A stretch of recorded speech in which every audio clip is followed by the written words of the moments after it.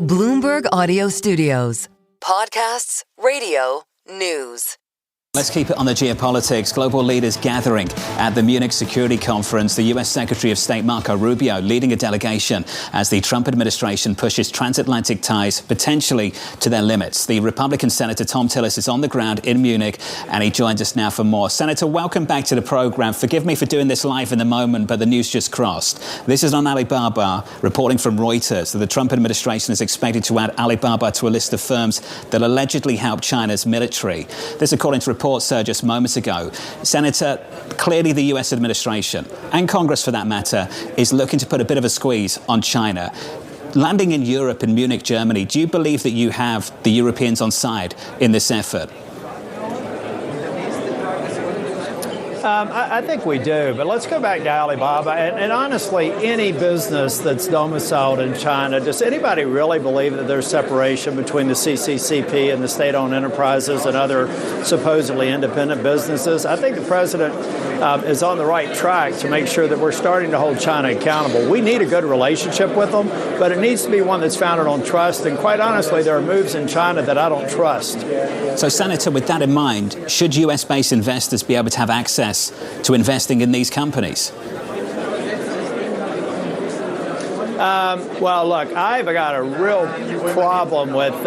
We had a banking committee meeting yesterday with Atkins before from the SEC, and I've got a real problem with the U.S. getting into a trend of buying into some of our companies. I feel like we should let the free market really drive innovation, and also back to the segment before. I watched your prior segment. We've also got to unleash AI. We can't be afraid of it. We have to embrace it. We have to leverage it, and we have to be the leader in innovating in it. Well, Senator, let's talk about that. Creative destruction is a feature of the U.S. economy, and American dynamism is something Lisa was talking about earlier on this morning. Senator, I feel like there's an aversion to that these days and a fear associated with some of the headlines we've all seen over the past week, the prospect of white-collar jobs being wiped out. How do we prepare for a moment like that and ensure that what globalization did to manufacturing doesn't happen to services with AI?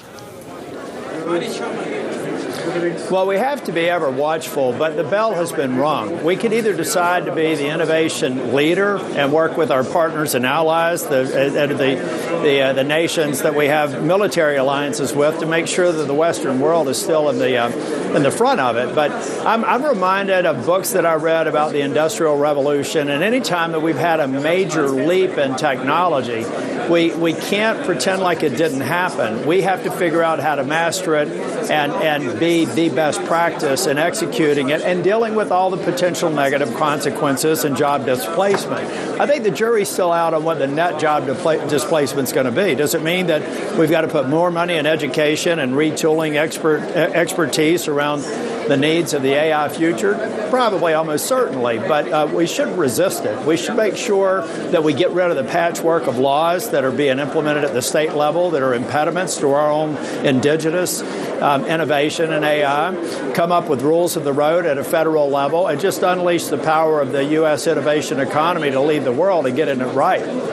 Senator, do you feel like internationally there's the same skepticism? You're in Europe. It's known for regulating. There are experts in it. And it seems like a growing number of people feel like that is hampering some of the progress. I mean, is there the same kind of enthusiasm? What's the mood like around some of the AI story that's causing a lot of volatility, certainly here in the United States? For years, I've been trying to remind everyone of how critical we were of the GDPR, data privacy, data breach policies that the EU implemented. They made mistakes. They corrected some of them. But then states started gold-plating some of those policies, California and other ones, that are, again, impediments to our tech sector. What we need are national rules. This is clearly interstate commerce. We need to preempt these laws, make them better. If we find a best practice, be instructed by that at some state level. But we need to set that platform right, or the malign uses of AI are going to outpace our ability to stay up with them. That's why I think it's so important. I was the only one, actually. 99 members voted against it. There was an amendment last year to try and preempt the AI laws at the state level, come come up with a national standard. I think that we need to do that very quickly, and we should throw data privacy, data breach in there so that we get it right, and maybe we have a gold-plated standard that Europe can be instructed by. In the meantime, as people are concerned about this labor market transition and the pain that could come alongside it, it's one reason why there's been so much focus on the Federal Reserve. It's one reason why people are saying it might behoove the Fed to cut rates more aggressively in order to ease the pain for a number of individuals that otherwise might be losing their job. I mean, how much are you feeling satisfied in the process that you could get a hearing for the nominee, Kevin Warsh, in the not so distant future? Do you think that that's feasible? Well, we can have a hearing all we want, but until the investigation is done, I still believe that the initial inquiry and the investigation was a flex to try and get the current chair to step aside. Chair Powell has a term as chair that expires in May. He also has a term that could extend for 2 more years. I have no intention allowing any Fed board nominee to move forward out of committee and to be confirmed until this matter is settled. Look, this is foundational to Fed independence, and I, for one, am going to stand on the side of certainty, and Fed independence is what delivers certainty in our markets. So, Senator, it's intriguing because we heard from the Treasury Secretary earlier on this morning, speaking to the American press, and he said the following, that I spoke with Republican senators early this week, and I think we have agreement to go ahead with the Warsh hearing. Do you have an understanding of where he's getting that impression from? Well, you know, I've said that if that they shouldn't confuse or conflate 2 issues. The suggestion that we should have an oversight hearing to see how well this building project with the Fed has gone is fine with me.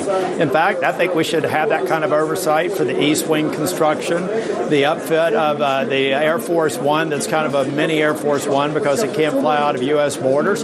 All of that is just good governance oversight. None of that has anything to do with an investigation that I believe was dead on arrival. We are talking about 2 minutes of testimony that 7 members of the Banking Committee, Republican members, including the chair, have all said did not constitute a crime. We've got a prosecutor who's not listening to the eyewitnesses and continuing. That's not productive, and I'm not going to allow it. Maybe they can convince a Democrat to vote with them, but as long as I'm the deciding vote, we can have Mr. Warsh, who I would love to be the next Fed chair. But I'm not going to confirm the next Fed chair until I can be absolutely certain that these sorts of flexes do not always have members of the Federal Reserve Board or the chair looking over their shoulder, wondering when they get the call from some U.S. attorney with a dream. Senator, if you had the call from Treasury or from the White House about this, when was the last time you had the conversation on the issue?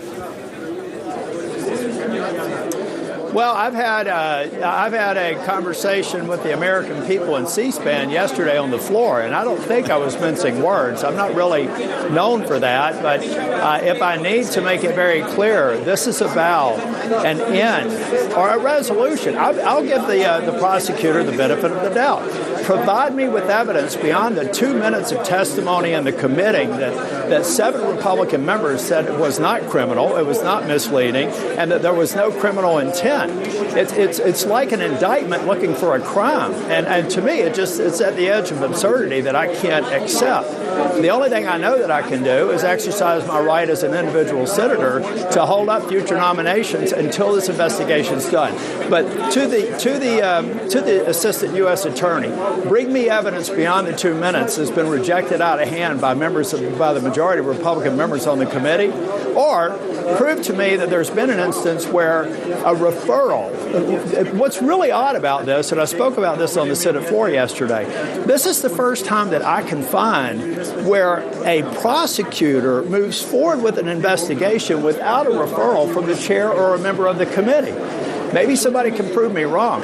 But if that prosecutor has compelling information, either the way they read that 2 minutes or something else that no one's aware of, let me see it. Senator, before you go, time for one final question. You're in Munich. Let's finish where we started. Chancellor Merz just spoke moments ago and said the transatlantic partnership is no longer self-evident. Senator, how well received was your delegation in Munich? Well, we're going to have, I think we're going to have a lively discussion here. I had someone ask me about J.D. Vance's, Vice President Vance's speech last year. I said that I wouldn't have given that speech, but I would not have missed the opportunity to let my family of nations in NATO know that one of the reasons we're here is because of the $2 trillion deficit over 20 years. Jonathan, can you imagine how much more ready we could be if all the demand signals that would have come from $2 trillion in weapons and our mutual defense had actually been purchased by the countries of NATO who have failed to even meet their minimum requirement? So I think there's frustration there that we need to get past. But I am speaking, I believe, for the majority of Congress who knows that the NATO alliance is the most profound and impactful alliance in the history of mankind, and we stand behind it, and we will as we go through this discussion to get things back to normal. Senator, appreciate your time. I know it's loud over there. Enjoy Europe. Thank you very much, sir. Senator Thom Tillis there on the Federal Reserve, on China and the relationship with the Europeans.